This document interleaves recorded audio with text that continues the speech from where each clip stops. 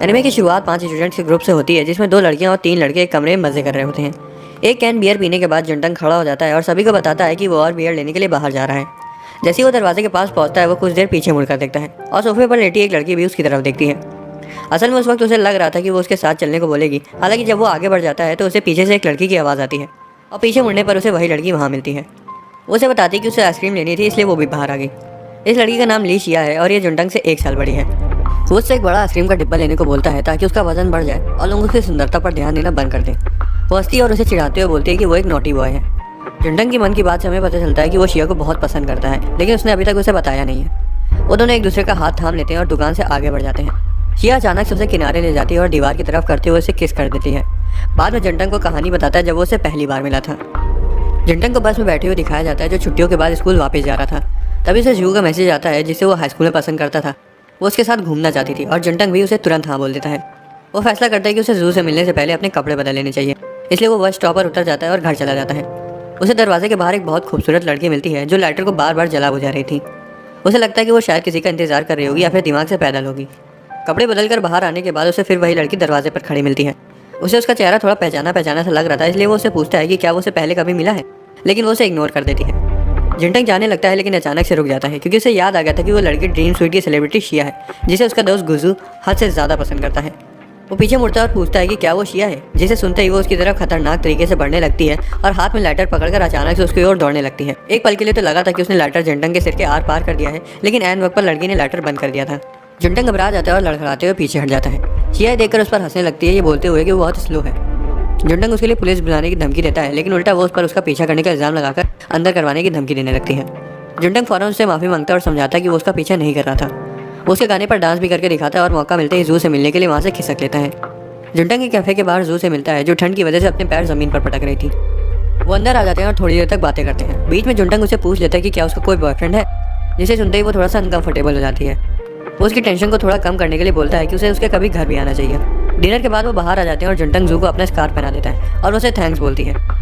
जुंटंग scarf वापस करने के बहाने उसे कल फिर से मिलने को बोलता है, लेकिन वो सिर्फ मुस्कुरा कर वहाँ से चली जाती है। जब वो घर वापस आता है तो देखकर हैरान हो जाता है कि शिया अभी तक इतनी ठंड में बाहर खड़ी है। उसे चेतावनी देते हुए बोलती है कि वो किसी को ना बताए कि वो कौन है और यहाँ कहाँ रहती है, और वो ऐसा करने पर उसे पीटने की धमकी भी देती है। उसे धमकाने के बाद वो वापस अंदर चली जाती है। जुंटंग भी उसके पीछे अंदर आ जाता है और देखता है कि वो बेहोश हो गई है। वो उसकी तरफ दौड़ते हुए जाता है और फौरन एम्बुलेंस को कॉल लगाता है। अगली सुबह जुंटंग किसी के द्वारा बार बार बजाई जा रही घंटी की वजह से उठ जाता है और जब वो दरवाज़ा खोलता है तो उसे वहाँ शिया हाथ में खाना पकड़े हुए मिलती है, जो उसके साथ ब्रेकफास्ट करने को बोलती है। जिस पर जुंटंग उसके मुंह पर दरवाज़ा बंद कर देता है, ये बोलते हुए कि वो ब्रेकफास्ट कर चुका है। क्लास में वो जू को मिलने के लिए मैसेज करता है, लेकिन जू उससे बताती है कि वो बिजी है। उसके क्लासमेट्स उसके फ़ोन में झांक लेते हैं और लड़की से रिजेक्ट होने के लिए उसे चिढ़ाने लगते हैं। इस दौरान जू को उसके क्लासरूम में दिखाया जाता है और ये जाहिर था कि वो बिल्कुल भी बिजी नहीं है और उसने सिर्फ जुंटंग से ना मिलने के लिए बहाना बनाया था। जुंटंग स्कूल से घर वापस आ रहा होता है और ये सोचकर परेशान होता है कि उसने जू को 1 हफ्ते से नहीं देखा है। अचानक से शिया उसके पास आ जाती है और पूछती है कि उसका दिन कैसा बीता। हालांकि वो उसे इग्नोर करके ये बोलते हुए अंदर चला जाता है कि कोई भी बिना मतलब के उसके साथ अच्छे से पेश नहीं आता। जैसे जैसे दिन बीतते गए ये साफ था कि वो उसका पीछा कर रही है, क्योंकि वो उसे हर जगह मिल जाती थी। हालांकि जब भी वो उससे बात करने की कोशिश करती थी वो उसे इग्नोर करके आगे बढ़ जाता था। कुछ समय बाद शिया जुंटंग को ढूंढते ढूंढते उसकी क्लास तक पहुंच जाती है और सभी की नज़र उस पर टिक जाती है। जैसे ही वो उस तक पहुंचती है वो उसका हाथ पकड़कर उसे क्लास से बाहर ले आता है। वो उससे पूछता है कि उसने उसे कैसे ढूंढा, जिस पर वो बोलती है कि उसने उसे एक बार क्लास के बारे में बात करते हुए सुन लिया था। जुंटंग उसे बताता है कि उसे उसमें कोई दिलचस्पी नहीं है क्योंकि वो पहले से किसी और को पसंद करता है। वो हंसने लगती है और बोलती है कि वो भी उस चीज़ की वजह से उसका पीछा नहीं कर रही है और उसे बस एक दोस्त चाहिए था, क्योंकि वो अकेली है, उसका कोई दोस्त नहीं है। वो ये भी बताती है कि उसने अपार्टमेंट का पूरा फ्लोर रेंट पर ले लिया है। वो उसे बोलती है कि उसे सस्पेंड कर दिया गया और अब वो खुद को बदलना चाहती है। थोड़ी देर बाद वो उसका नंबर मांगता है और उसे किसी दिन साथ में डिनर करने को कहता है। घर वापस जाते वक्त वो उससे पूछता है कि क्या वो उसे दीदी बुला सकता है, जिस पर वो बोलती है कि उसे उतना फॉर्मल होने की कोई ज़रूरत नहीं है। लेकिन जब वो उसका नाम शिया कहकर पुकारता है तो वो फौरन मुड़कर उसके होठों पर अपनी उंगली रख देती है। वो शर्मा जाता है और जैसे ही वो वहाँ से जाने लगते हैं तो आसपास के लोग उसकी सुंदरता की तारीफ करते हैं। उससे रात में खाना खाने के लिए पूछती है, लेकिन वो ये बोलते हुए मना कर देता है कि उसे शाम को फ्रेशर्स पार्टी में जाना है। वो बाद में जुंटंग को बताती है कि अगर आगे चलकर उनकी नज़दीकियाँ बढ़ गई तो उसे ये उम्मीद है कि वो उसके प्यार में नहीं पड़ेगा और ना ही वो उसके प्यार में गिरेगी। पार्टी में जुंटंग को बियर पीने को कहा जाता है, लेकिन वो मना कर देता है। एक सीनियर उसे पूछता है कि शिया उसकी गर्लफ्रेंड है, लेकिन जुंटंग ये बताता है कि वो खाली उसकी नेबर है।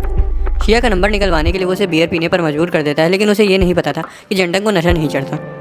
उसे शिया का कॉल आता है और जब वो फ़ोन उठाता है तो वो उसे मिस हेड स्मैशर बुलाता है। वो उसे पूछती है कि क्या वो नशे में है, जिस पर वो बोलता है कि ऐसा हो ही नहीं सकता।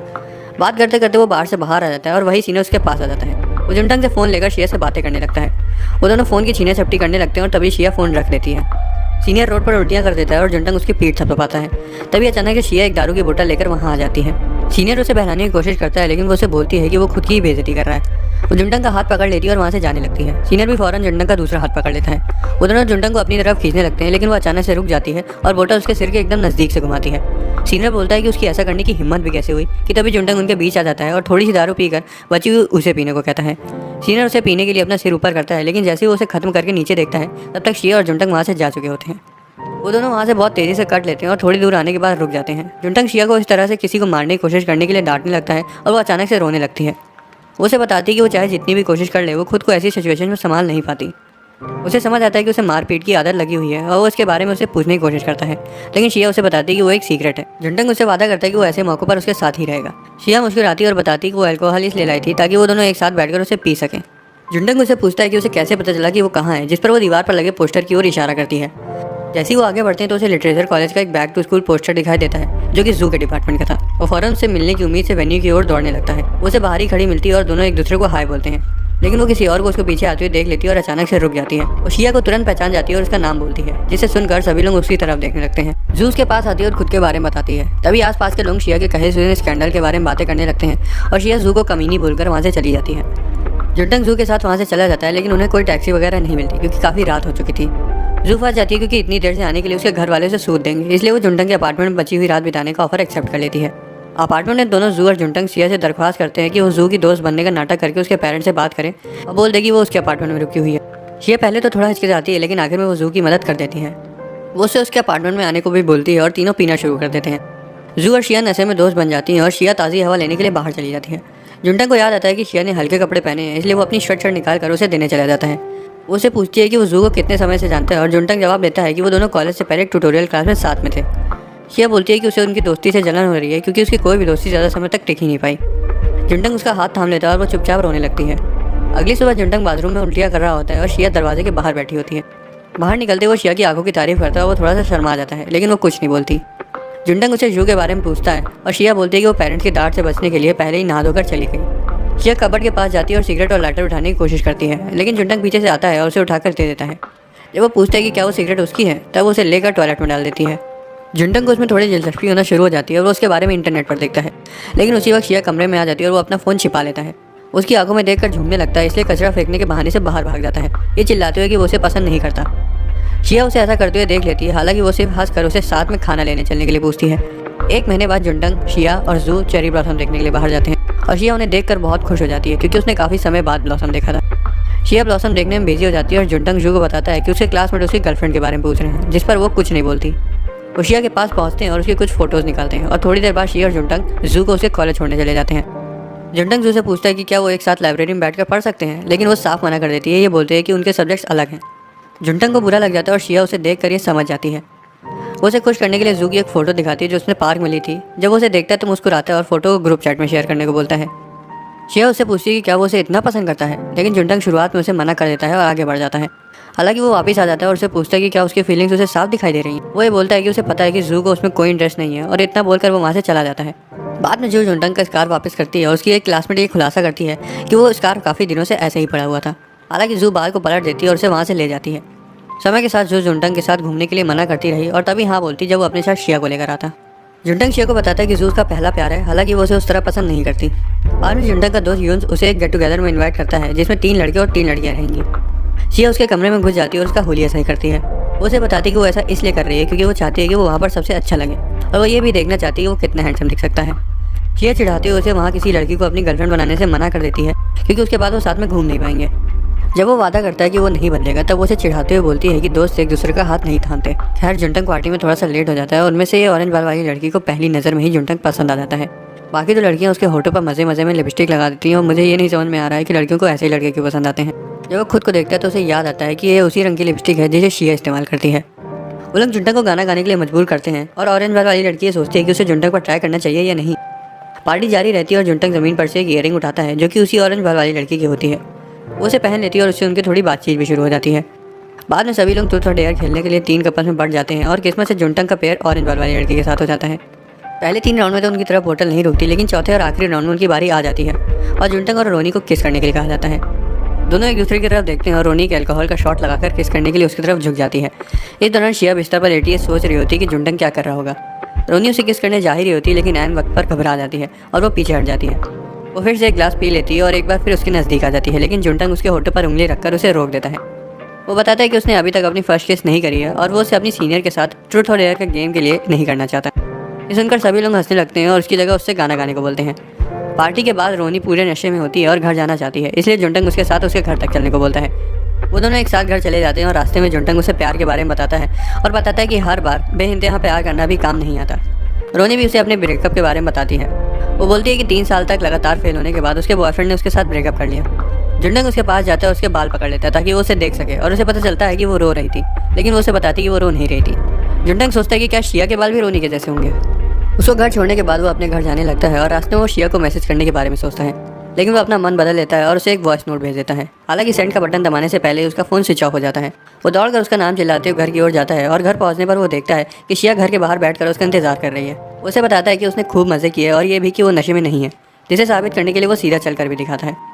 उसे बताती है कि वो दिन भर घर के अंदर थी। वो थोड़ी देर तक बातें करते हैं और हंसते हैं, लेकिन जब शिया को पता चलता है कि उसने वहाँ ट्रूथ और डेयर का गेम खेला था तो उसे जलन होने लगती है।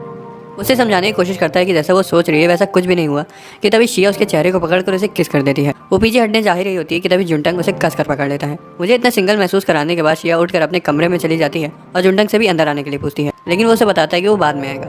वो सुबह उठता है और उसे यकीन नहीं हो पा रहा था कि उसने अपनी पहली केस शिया के साथ की है। जुंडंग अपना ध्यान भटकाने के लिए लाइब्रेरी जाने का फैसला करता है और उसे शिया की खिड़की पर एक पोस्टर दिखाई देता है, जिसे देखकर उसे समझ आता है कि शिया एक कमरा किराए पर दे रही है। स्कूल में भी उसका ध्यान पढ़ाई पर नहीं लग पा रहा था क्योंकि बार बार उसका ध्यान पिछली रात शिया के साथ हुई उस किस पर चला जा रहा था। घर वापस आने के बाद वो शिया से उस पोस्टर के बारे में पूछता है और वो ये भी बोलता है कि उसे उस किस के बारे में बात करनी है, इसलिए शिया उसे अंदर आने देती है। शिया उस किस के बारे में सीधा मुंह बात करती है, जिसे सुनकर वो तुरंत शर्मा कर नीचे गिर जाता है और वो ये जानकर शॉक हो जाती है कि वो जुंडंग की पहली किस थी। वो बैठते हैं और शिया उसे बताती है कि वो एक कमरा किराए पर दे रही है ताकि उसे कोई साथ में रहने के लिए मिल जाए। उसे पूछता है कि क्या वो एग्जाम के बाद जू के साथ बाहर जा सकते हैं, जिस पर वो हाँ बोल देती है। वो उससे पूछती है कि क्या वो उसका हाथ पकड़ सकती है, जिस पर वो भी हाँ बोल देता है और उसका हाथ थामकर उसे कंधे पर अपना सिर रख लेती है। दिन बीतते गए और जब भी जुंडंग शिया के साथ उस किस के बारे में सोचता तब वो लड़खड़ा जाता। वो स्कूल में जू से मिलता और वो आखिर में साथ घर जाते हैं। जुंडंग उसे बोलता है कि उन्हें वीकेंड में कहीं जाना चाहिए और जू उसे उसके साथ लाइब्रेरी चलने को बोलती है। वो लाइब्रेरी चले तो जाते हैं, लेकिन उनकी सीटें एक दूसरे से काफ़ी दूर होती है। जब वो लाइन में अपने नंबर आने का इंतजार कर रहे थे तभी जू का एक दोस्त वहाँ आ जाता है और वो थोड़ी देर तक उनसे बातें करता है।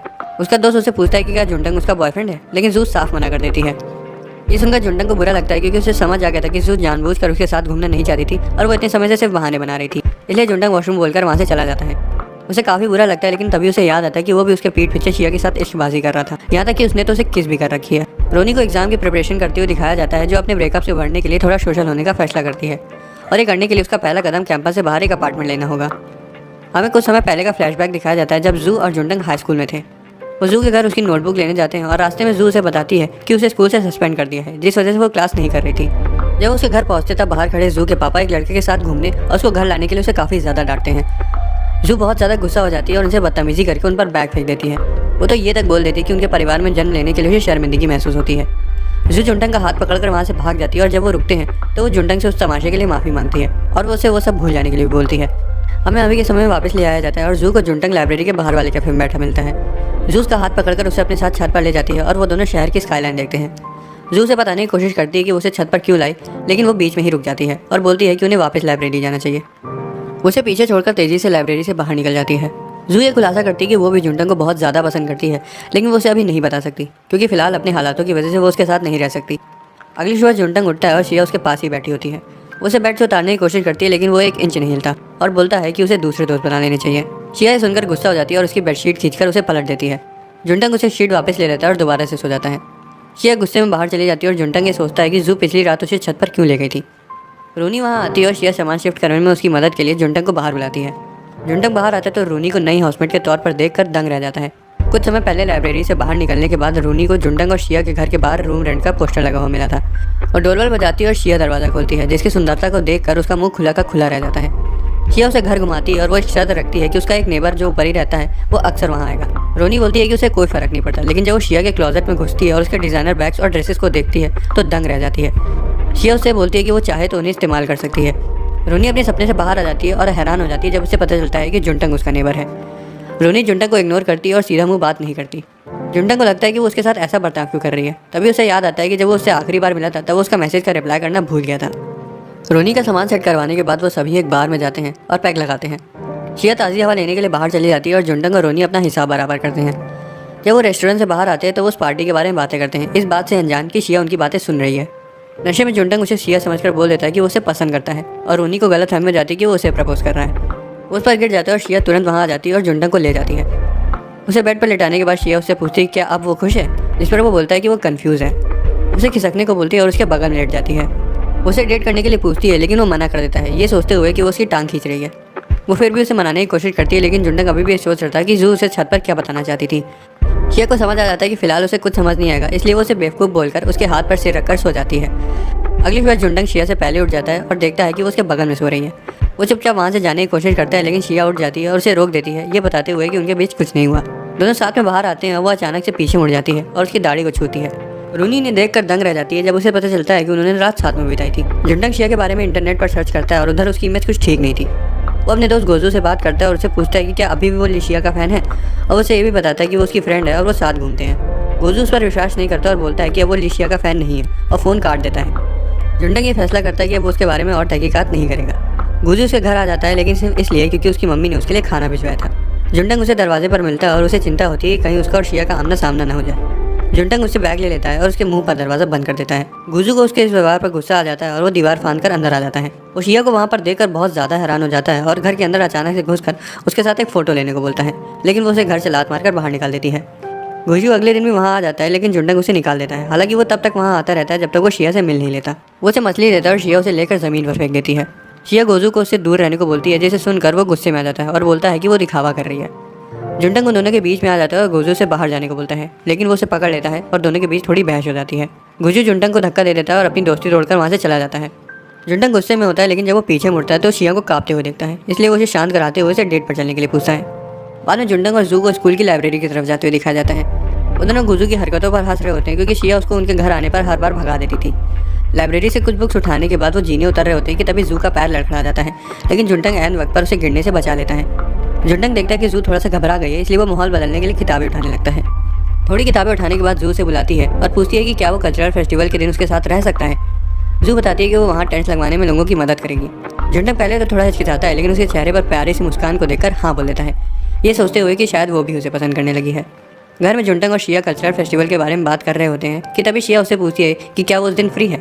जुंटंग उसे जू के साथ के अपने प्लान्स के बारे में बताता है, लेकिन वो उसका हाथ पकड़कर उसे अपने साथ रहने के लिए रिझाने लगती है और अब ये मेरे से देखा नहीं जा पा रहा है। कल्चरल फेस्ट का पहला दिन आ जाता है और जुंटंग साफ तौर पर शर्मीला दिखाई दे रहा था क्योंकि शिया वहाँ सबका ध्यान अपनी ओर खींचते हुए सबसे अलग और सबसे सुंदर बनकर उसके साथ घूमने के लिए आई थी। उसे अपनी जैकेट दे देता ताकि लोगों का ध्यान उस पर ना जाए, फिर भी लोग उसे देखना बंद नहीं करते। शिया पूरा दिन उसके साथ घूमती है और जुंटंग के दोस्तों के साथ मजे करती है। बाद में वो एक स्टॉल पर पिक्चर लेने के लिए रुक जाते हैं लेकिन वहाँ कोई नहीं होता।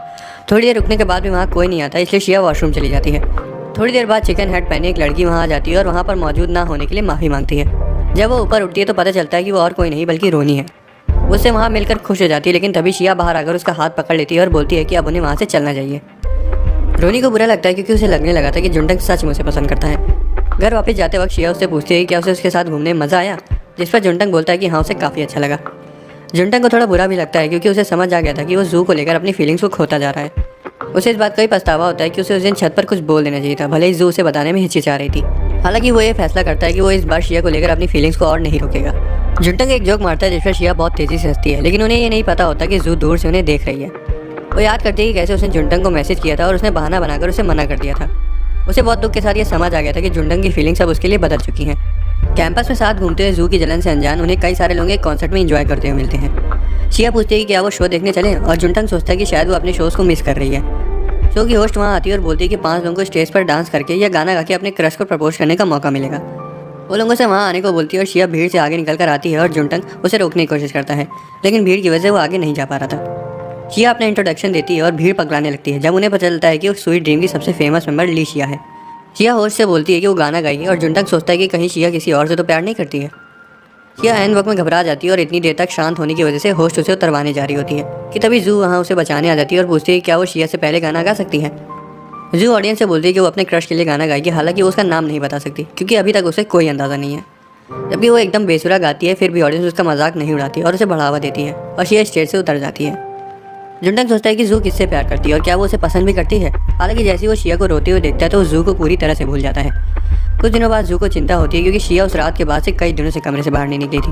वो बार बार खटखटाता है और जवाब ना मिलने पर वहाँ से जाने लगता है कि तभी वो उसे अंदर खींच लेती है। शिया उसे दरवाजे पर ही रोक लेती है और वो एक दूसरे की आंखों में देखने लगते हैं। जुंडंग खुद पर काबू नहीं कर पाता और शिया को किस कर देता है और तभी उसे समझ आ जाता है कि वो उसके प्यार में गिर चुका है। अगर किसी को ड्यूरेबल रस्सी और पंखे की दुकान के बारे में पता हो तो वो कमेंट्स में बता सकता है। जुंडंग दोबारा से उसे किस करता है और बिस्तर पर बैठा देता है। हालांकि जुंडंग खुद को रोक लेता है, ये सोचते हुए कि शायद उसी के दिमाग में मस्ती चढ़ी है। लेकिन वो दोबारा से शिया के साथ के अपने सभी एक्सपीरियंसेस के बारे में याद करता है और सोचता है कि शायद शिया भी इंटरेस्टेड है। जुंटंग थोड़ी देर तक रुकता है ताकि वो खुद पर काबू पा सके और फिर उसे बताता है कि शो पर कोई भी उसके बारे में बात नहीं कर रहा था क्योंकि जू ने सभी का ध्यान अपनी तरफ खींच लिया था।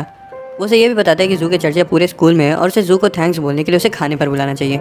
हालांकि जलन की वजह से वो बोलती है कि उसने जू की मदद नहीं मांगी थी और उसकी आवाज़ बिल्कुल बकवास थी। यही नहीं, वहाँ की सभी परफॉर्मेंस एकदम बेकार थी और वो उनसे ज़्यादा अच्छा कर सकती थी। वो ये सब सुनकर गुस्से में वहाँ से चला जाता है। हालांकि जैसे ही वो रूम से बाहर आता है तो रोनी वहाँ खड़ी होती है। उससे बोलती है कि उसी की वजह से शिया इतने समय से कमरे से बाहर नहीं आ रही थी, लेकिन वो उसे इग्नोर करके आगे बढ़ जाता है। उस रात वो कल्चरल फेस्ट में अपना हाथ बटाने के लिए जू के साथ मिलकर काम करता है। वो उसे पूछने की कोशिश करता है कि वो गाना उसने किसके लिए गाया था कि तभी अचानक से जू एक गाड़ी से लगभग टकराने वाली होती है, लेकिन जुंटंग एक बार फिर उसे बचा लेता है। जू ऐसा दिखाती है कि उसने उसकी बात सुनी ही नहीं और वो उसे बाय बोलकर वहाँ से चली जाती है।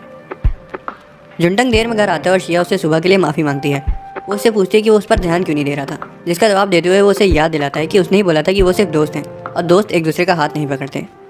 जुंटंग होमवर्क करने के बहाने से अंदर जाने लगता है, लेकिन शिया उससे पूछती है कि क्या उसका होमवर्क उससे ज़्यादा ज़रूरी है और जुंटंग बोलता है कि हाँ वो ज़्यादा ज़रूरी है। ये सुनकर उसे दुख होता है और वो उसे पीछे से हक कर लेती है और वो बोलती है कि वो भी देखेगी कि जुंटंग कब तक उससे नाराज़ रहता है। जुंटंग उससे पूछता है कि जितना भी समय उन्होंने साथ बिताया क्या उसका कुछ भी मतलब है या वो उसे उसके साथ खेल रही थी। वो उसे झूठी उम्मीद देना बंद करने को बोलता है और बताता है कि वो इन सबसे तंग आ चुका है क्योंकि उस रात जू ने भी उसके साथ ऐसा ही किया था। शिया उसे छोड़ देती है और जुंटंग अंदर चला जाता है। हालांकि जैसे ही वो अंदर जाता है तो जू को वहाँ देखकर दंग रह जाता है। वो बताती है कि शिया ने उसे खाने पर बुलाया था। जुंटंग शिया से पूछता है कि उसने जू को वहाँ क्यों बुलाया, जिस पर वो बोलती है कि उसे जू से पूछना था कि जो लड़का उसे पहले पसंद करता था अब ऐसा क्यों है कि वो उसमें कोई दिलचस्पी नहीं दिखा रहा है। जुंटंग डर जाता है क्योंकि इस वजह से शायद जू के साथ उसका रिश्ता खराब हो जाएगा और शिया इस मौके का फ़ायदा उठाने की कोशिश करते हुए जुंटंग का हाथ पकड़ लेती है, लेकिन वो तुरंत अपना हाथ छुटा लेता है। अगले दिन जुंटंग ये खबर सुनकर हैरान हो जाता है कि स्वीट ड्रीम की फॉर्मर मेंबर शिया उनके कॉलेज में है। जुंटंग गोजू को उससे मिलने के लिए बेताब होता हुआ देखता है और फौरन शिया का हाथ पकड़कर उसे वहाँ से बाहर ले जाता है। वो थोड़ी दूर जाकर रुकते हैं और जुंटंग शिया से पूछता है कि वो उसके कॉलेज में क्या कर रही है। शिया बताती है कि उसने उसके साथ घूमने के लिए मना कर दिया था क्योंकि वो कॉलेज के कामों में बिजी था, इसलिए वो उससे मिलने के लिए उसके कॉलेज ही आ गई। शिया उसे साथ में ड्रिंक्स पीने के लिए बोलती है और वो उसे घर में मिलने के लिए बोलकर स्टोर में ड्रिंक लेने चला जाता है। वहाँ उसे रोनी मिलती है जो इस बात को लेकर नाराज़ होती है कि जुंटंग ने उसे प्रपोज किया था, लेकिन इस बात शिया के साथ कर रहा है। रोनी बोलती है कि अगर उसे उसके साथ रहना है तो उसे शिया को इग्नोर करना होगा, जिस पर वो बोलता है कि वो पहले से ही ऐसा करना चाहता था, लेकिन उसकी मासूम हरकतों को देखकर हर बार उसका दिल पिघल जाता है। रोनी और जुंटंग एक साथ घर जाते हैं और रास्ते में उन्हें एक आदमी छिपकर शिया की तस्वीरें लेते हुए मिलता है। शिया जुंटंग से पूछती है कि क्या उसने उसका चेहरा देखा था, लेकिन जुंटंग बताता है कि वो नहीं देख पाया।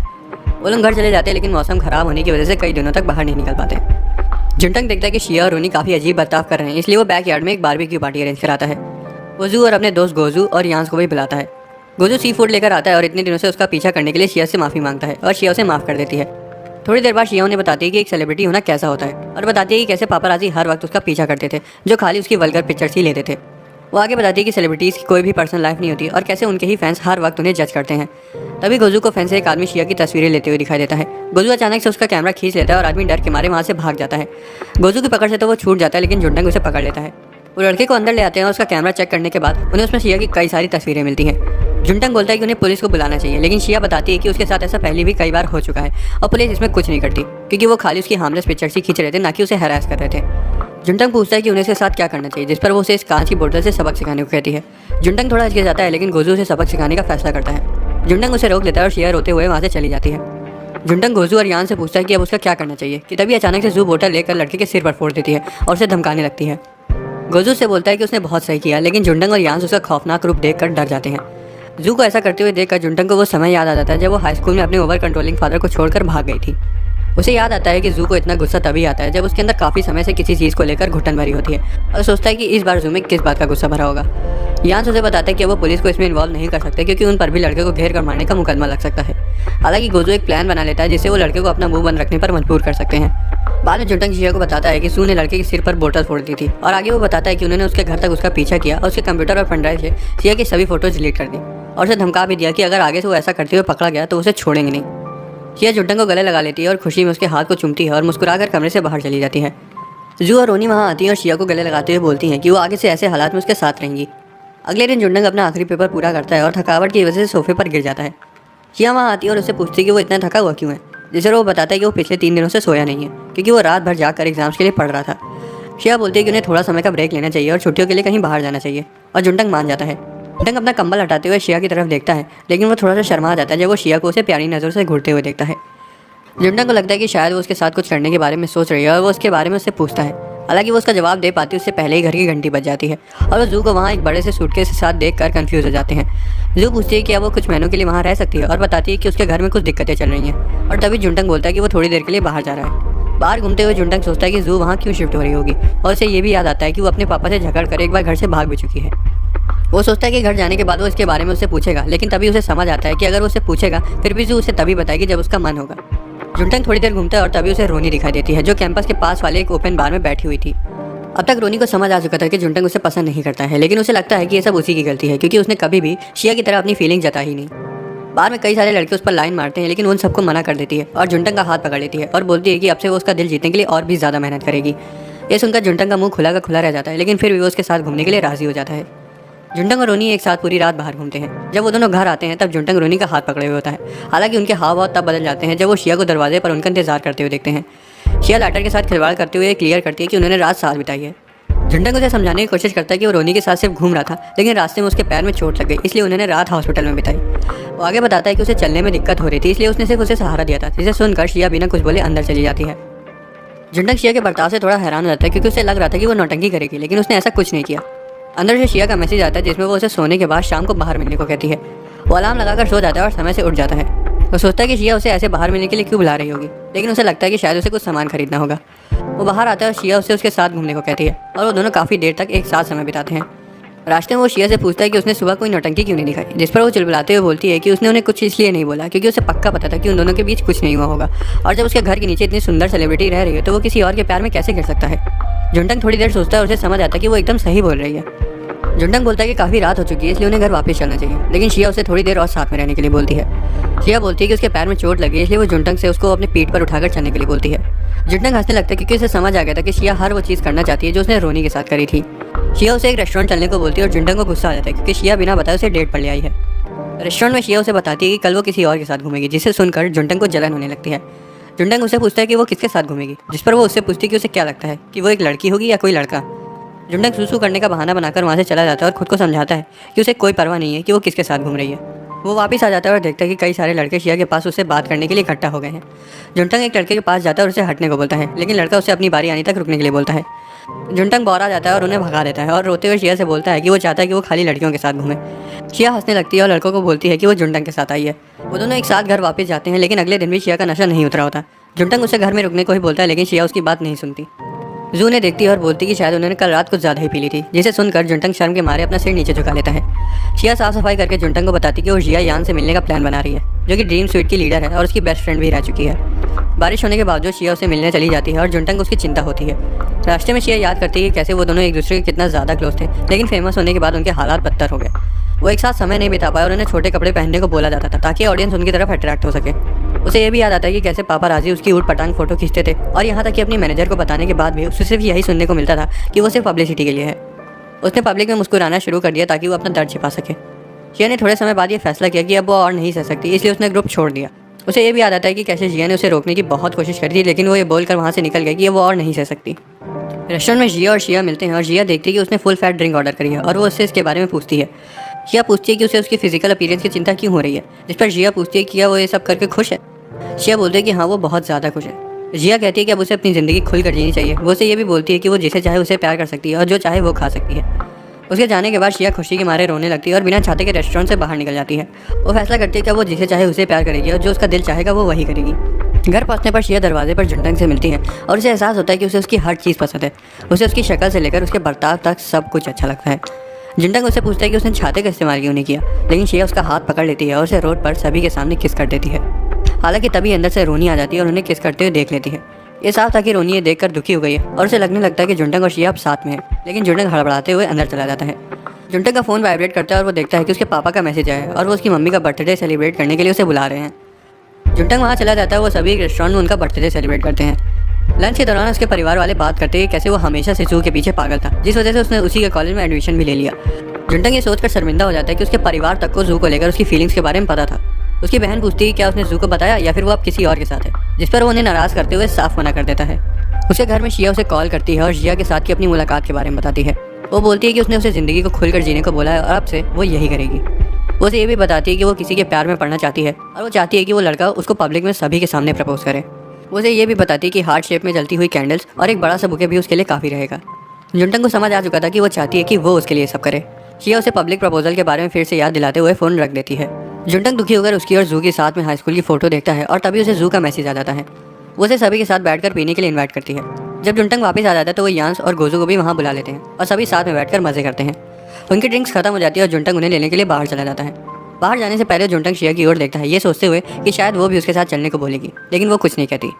वो अकेले बाहर चला जाता है, लेकिन तब खुश हो जाता है जब शिया भी उसके पीछे पीछे आ जाती है। वापस लौटते वक्त शिया जुनटंग का हाथ पकड़ लेती है और जुनटंग दोबारा से नखरे करने लगता है। शिया उससे बोलती है कि अब उसे ये सब करना बंद कर देना चाहिए, जिस पर वो शर्माते हुए बोलता है कि उस दिन रोनी ने उन्हें किस करते हुए देख लिया था, जिस वजह से उसे थोड़ी शर्म आ रही है। शिया उसे दीवार की तरफ कर देती है और बोलती है कि अब से उसका ध्यान सिर्फ उसी पर होना चाहिए। इसके बाद उसे एक रोमांटिक किस कर देती है, लेकिन तभी जू कचरा फेंकने के लिए बाहर आ जाती है और उन्हें किस करते हुए देख लेती है। और जब जुनटंग जू को वहाँ देखता है तो उसकी आंखें खुली की खुली रह जाती हैं।